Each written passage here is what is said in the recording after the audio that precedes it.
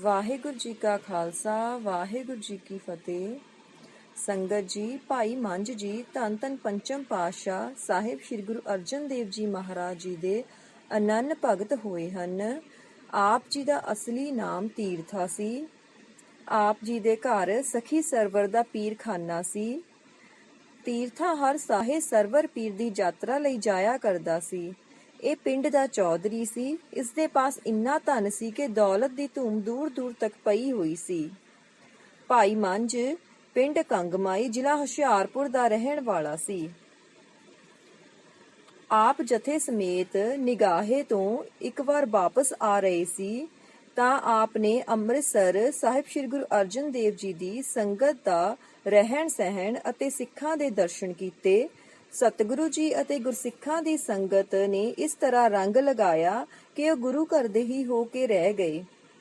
ਇੱਕ ਦਿਨ ਭਾਈ ਮੰਝ ਜੀ ਸਤਿਗੁਰੂ ਜੀ ਦੀ ਸਿੱਖੀ ਦੀ ਬਖਸ਼ਿਸ਼ ਦੀ ਮੰਗ ਕੀਤੀ। ਸਤਿਗੁਰੂ ਜੀ ਨੇ ਫਰਮਾਇਆ, ਪੁਰਖਾ, ਸਿੱਖੀ ਤੇ ਸਿੱਖੀ ਨਹੀਂ ਟਿਕਦੀ। ਪਹਿਲਾਂ ਉਹਨਾਂ ਦਾ ਤਿਆਗ ਕਰ ਜੋ ਸਿੱਖ ਮਤ ਵਿਚਾਰਧਾਰਾ ਦੇ ਉਲਟ ਹੈ, ਜੋ ਤੂੰ ਸਿੱਖੀ ਨਿਭਾ ਸਕੇਗਾ। ਫਿਰ ਸਿੱਖੀ ਵਿੱਚ ਅਕਾਲ ਪੁਰਖ ਦੀ ਸ਼ਰਨ ਵਿੱਚ ਜਾਈਦਾ ਹੈ। ਸੱਚ ਦੇ ਮਾਰਗ ਤੇ ਚੱਲਦੇ ਹੋਏ ਆਮ ਲੋਕਾਂ ਦੀ ਨਾਰਾਜ਼ਗੀ ਵੀ ਸਹਿਣੀ ਪੈਂਦੀ ਹੈ। ਅਗਰ ਤੂੰ ਐਸੀ ਕੁਰਬਾਨੀ ਦੇ ਸਕਦਾ ਹੈ ਤਾਂ ਸਿੱਖੀ ਤੇ ਚੱਲ ਸਕੋਗੇ। ਭਾਈ ਮੰਝ ਆਪਣੇ ਪਿੰਡ ਚਲੇ ਗਏ। ਉਹਨਾਂ ਨੇ ਪੀਰਖਾਨੇ ਨੂੰ ਢਾਹ ਦਿੱਤਾ ਅਤੇ ਉਸ ਦੀ ਪੂਜਾ ਕਰਨੀ ਛੱਡ ਦਿੱਤੀ। ਇਤਿਹਾਸ ਗਵਾਹ ਹੈ ਕਿ ਭਾਈ ਮੰਝ ਜੀ ਗੁਰੂ ਘਰ ਵਿੱਚ ਜੁੜਨ ਨਾਲ ਉਹਨਾਂ ਦਾ ਬਹੁਤ ਲੋਕਾਂ ਨੇ ਵਿਰੋਧ ਕੀਤਾ ਤੇ ਉਹਨਾਂ ਤੇ ਆਰਥਿਕ ਸੰਕਟ ਵੀ ਆਇਆ। ਉਹਨਾਂ ਨੇ ਫਿਰ ਘਾਹ ਵੇਚ ਕੇ ਆਪਣਾ ਗੁਜ਼ਾਰਾ ਕਰਨਾ ਸ਼ੁਰੂ ਕਰ ਦਿੱਤਾ। ਆਪ ਜੀ ਸੇਵਾ ਸਿਮਰਨ ਵਿੱਚ ਇੱਦਾਂ ਲੀਨ ਹੁੰਦੇ, ਸੁੱਧ ਬੁੱਧ ਹੀ ਭੁੱਲ ਜਾਂਦੇ। ਸਵੇਰੇ ਸ਼ਾਮ ਕੀਰਤਨ ਕਥਾ ਸੁਣਦੇ, ਗੁਰੂ ਘਰ ਫਿਰ ਘੋੜਿਆਂ ਦੀ ਸੇਵਾ ਕਰਦੇ, ਉਹਨਾਂ ਨੂੰ ਘਾਹ ਦਿੰਦੇ, ਫਿਰ ਲੰਗਰ ਵਿੱਚ ਲੱਕੜੀਆਂ ਲਿਆਉਂਦੇ, ਜੰਗਲ ਵਿੱਚ ਜਾਂਦੇ, ਫਿਰ ਸਾਰਾ ਦਿਨ ਆ ਕੇ ਲੰਗਰ ਦੀ ਸੇਵਾ ਕਰਦੇ। ਇੱਕ ਦਿਨ ਧੰਨ ਸ੍ਰੀ ਗੁਰੂ ਅਰਜਨ ਦੇਵ ਜੀ ਮਹਾਰਾਜ ਜੀ ਨੇ ਆਪ ਨੂੰ ਪੁੱਛਿਆ, ਰੋਟੀ ਕਿੱਥੇ ਖਾਂਦਾ ਹੈ? ਤੇ ਆਪ ਜੀ ਨੇ ਉੱਤਰ ਦਿੱਤਾ ਕਿ ਗੁਰੂ ਜੀ, ਲੰਗਰ ਵਿੱਚੋਂ ਛਕ ਲੈਂਦਾ ਹਾਂ। ਗੁਰੂ ਜੀ ਨੇ ਕਿਹਾ ਕਿ ਫਿਰ ਇਹ ਤਾਂ ਮਜ਼ਦੂਰੀ ਹੋ ਗਈ। ਇਹ ਕਿਹੜੀ ਸੇਵਾ ਹੋਈ ਜੋ ਤੂੰ ਗੁਰੂ ਘਰ ਦੇ ਲੱਕੜੀਆਂ ਲੈ ਕੇ ਆਉਂਦਾ ਹੈ, ਉਸ ਦਾ ਹੀ ਪ੍ਰਸ਼ਾਦਾ ਛਕ ਲੈਂਦਾ ਹੈ। ਇਹ ਤਾਂ ਫਿਰ ਮਜ਼ਦੂਰੀ ਹੋ ਗਈ। ਅਗਲੇ ਦਿਨ ਭਾਈ ਸਾਹਿਬ ਜੀ ਲੱਕੜੀ ਲੈ ਕੇ ਸੇਵਾ ਕੀਤੀ ਤੇ ਪ੍ਰਸ਼ਾਦਾ ਸੰਗਤਾਂ ਦੀ ਜੂਠੀ ਪਤਲਾਂ ਵਿੱਚੋਂ ਛਕਿਆ। ਇੱਕ ਦਿਨ ਇਸੇ ਤਰ੍ਹਾਂ ਫਿਰ ਗੁਰੂ ਜੀ ਨੇ ਸਵਾਲ ਪੁੱਛ ਲਿਆ, ਸੇਵਾ ਤਾਂ ਤੂੰ ਬਹੁਤ ਕਰਦਾ ਹੈ, ਪ੍ਰਸ਼ਾਦਾ ਕਿੱਥੇ ਛਕਦਾ ਹੈ? ਭਾਈ ਮੰਝ ਜੀ ਨੇ ਹੱਥ ਜੋੜ ਕੇ ਜਵਾਬ ਦਿੱਤਾ, ਪਾਤਸ਼ਾਹ, ਸੰਗਤ ਦੀ ਜੂਠੀ ਪਤਲਾਂ ਵਿੱਚੋਂ ਛਕ ਲੈਂਦਾ ਹਾਂ। ਸਤਿਗੁਰਾਂ ਜੀ ਨੇ ਫਰਮਾਨ ਕੀਤਾ, ਭਾਈ ਮੰਝ, ਇਹ ਕਿਹੜੀ ਤੇਰੀ ਸੇਵਾ ਹੋ ਗਈ? ਕਾਵਾਂ ਚਿੜੀਆਂ ਦੇ ਪੇਟ ਤੇ ਲੱਤ ਮਾਰਦਾ ਹੈ। ਇਹ ਜੂਠੀ ਪਤਲਾਂ ਦਾ ਬਚਾ ਹੋਇਆ ਖਾਣਾ ਤਾਂ ਪਸ਼ੂ ਪੰਛੀਆਂ ਦੇ ਹਿੱਸੇ ਵਿੱਚ ਆਉਂਦਾ ਹੈ। ਉਸ ਤੋਂ ਬਾਅਦ ਭਾਈ ਮੰਝ ਜੀ ਆਪਣਾ ਕੋਈ ਕੰਮ ਕੀਤਾ, ਨੌਕਰੀ ਯਾਦ ਕਰਨ ਲੱਗ ਪਏ। ਪਰ ਗੁਰੂ ਘਰ ਦੇ ਲੰਗਰ ਲਈ ਲੱਕੜੀਆਂ ਦਾ ਕੰਮ ਇਸੇ ਤਰ੍ਹਾਂ ਨਿਰੰਤਰ ਰੱਖਿਆ। ਇੱਕ ਦਿਨ ਬਹੁਤ ਜ਼ਿਆਦਾ ਤੂਫਾਨ ਆਇਆ।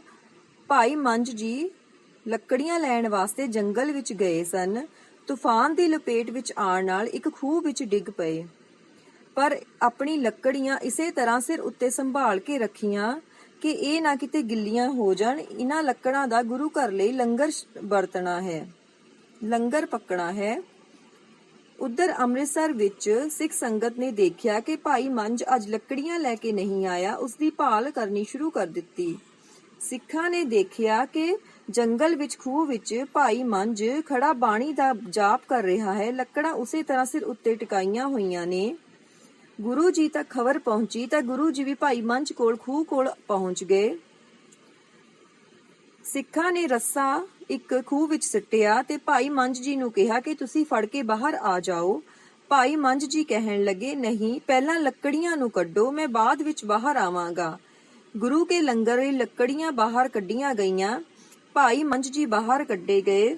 ਭਾਈ ਮੰਝ ਜੀ ਦੀ ਸੇਵਾ ਭਾਵਨਾ ਨੂੰ ਦੇਖ ਕੇ ਗੁਰੂ ਅਰਜਨ ਦੇਵ ਜੀ ਮਹਾਰਾਜ ਨੇ ਉਸ ਨੂੰ ਗਲੇ ਨਾਲ ਲਗਾ ਲਿਆ ਤੇ ਕਹਿਣ ਲੱਗੇ, ਭਾਈ ਮੰਝ ਜੀ, ਤੁਹਾਡੀ ਸੇਵਾ ਪ੍ਰਵਾਨ ਹੋ ਗਈ ਹੈ, ਕੁਝ ਮੰਗ ਲਓ।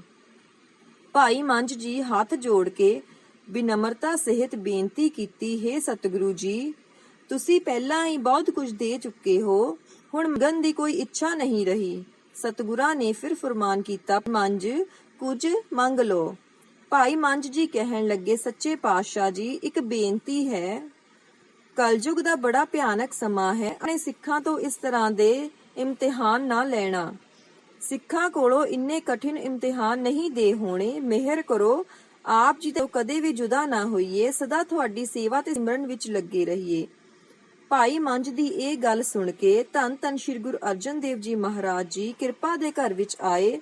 ਉਹਨਾਂ ਨੇ ਵਰ ਦਿੱਤਾ, ਮੰਝ ਪਿਆਰਾ ਗੁਰੂ ਕੋ, ਗੁਰੂ ਮੰਝ ਪਿਆਰਾ, ਮੰਝ ਗੁਰੂ ਕਾ ਬੋਹਿਤਾ, ਜਗ ਲੰਘਣ ਹਾਰਾ। ਭਾਈ ਮੰਝ ਜੀ ਦਾ ਸਾਰਾ ਜੀਵਨ ਬਿਨਮਰਤਾ ਸੇਵਾ ਸਿਮਰਨ ਕਰਦੇ ਹੋਏ ਬੀਤਿਆ।